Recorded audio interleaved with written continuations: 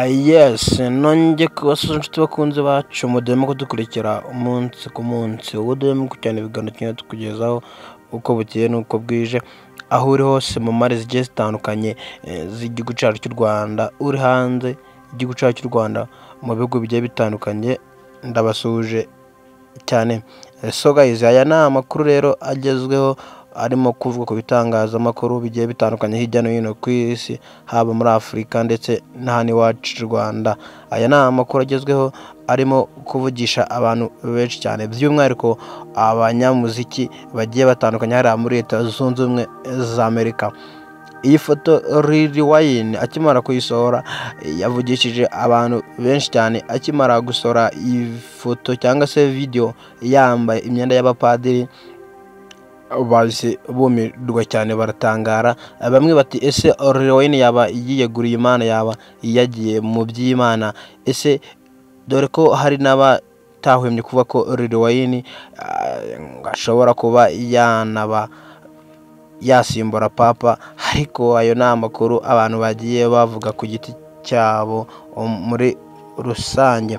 So guys, tujye kurebera hamwe rero izi breaking news zirimo kuvuga kuri umuhanzi Lil Wayne, uyu munyamerika ukunzwe cyane wakanyijweho bigacika hariya muri Leta Zunze Ubumwe za Amerika. Yes, nk'uwaha ikaze rero kuri iyi channel, ugeze kuri channel bwa mbere by'umwihariko ukaba utarakanda kuri buto ya subscribe, iki nicyo gihe ngo ukande kuri buto ya subscribe, afungura inzogera kugira ngo ujye ubona breaking news mu ba mbere, amakuru aba yiriwe avugwa mu bitangazamakuru bigiye bitandukanye hirya no hino ku isi, ujye uyabona mu ya mbere. Nk'ibisanzwe ujye mujye kubona mu kiganiro nitwa Pacifique, ugenda ubagezaho breaking news ziba zigezweho ku mbuga nkoranyambaga.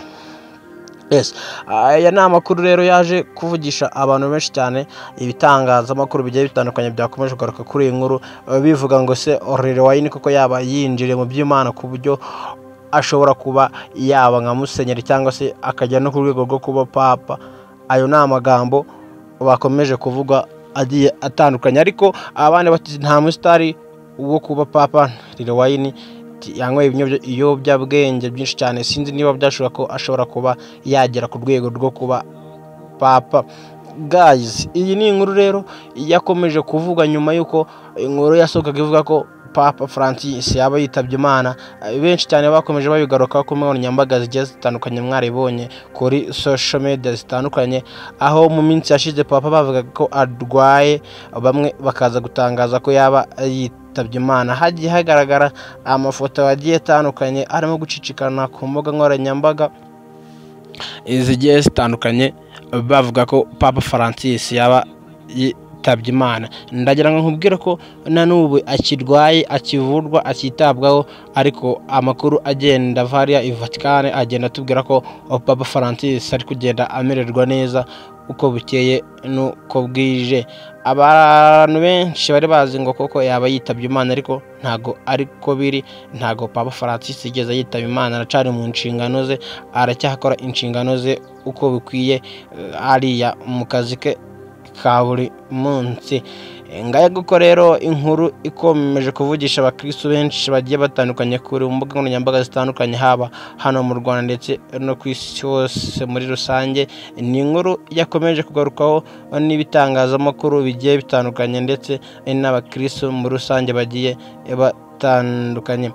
Reka ngushimire rero wowe tubanye muri kiganiro, by'umwihariko ukaba wakanze kuri buto ya subscribe. Njye mwari kumwe nk'ibisanzwe nitwa Pacifique, ugenda ubagezaho amakuru aba agezweho kuri social media zigiye zitandukanye. Mukomeze kugira byiza rero, ndabashimiye. Imana ibarinde. Ciao ciao.